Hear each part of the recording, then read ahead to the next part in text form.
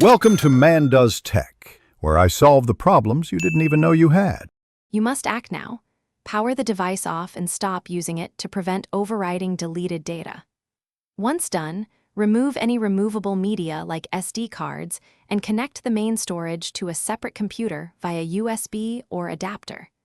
Make sure you have a target external drive with free space larger than the lost data so recovered files don't write back to the source. You're preventing changes and creating a safe workspace.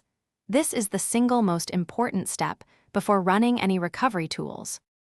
Next, create a bit-for-bit image of the device using a forensic or imaging tool. This preserves the current state and lets you retry safely. Once the image is ready, run a deep file signature and file system scan with recovery tools that support raw carving and NTFS/EXD exfiltration. Make sure scans target the disk image and configure recovery to write recovered files only to the external target drive. Doing this isolates your source and increases chances of restoring fragmented or partially overwritten files. Finally, verify recovered files by opening previews and checking file sizes and headers. Rename by signature if needed to test readability. If files are corrupted, use format-specific repair utilities for photos, videos, or documents before restoring.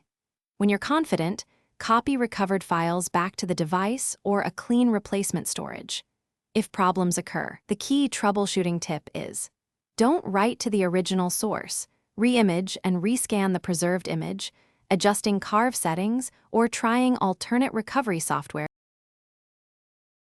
Thanks for watching.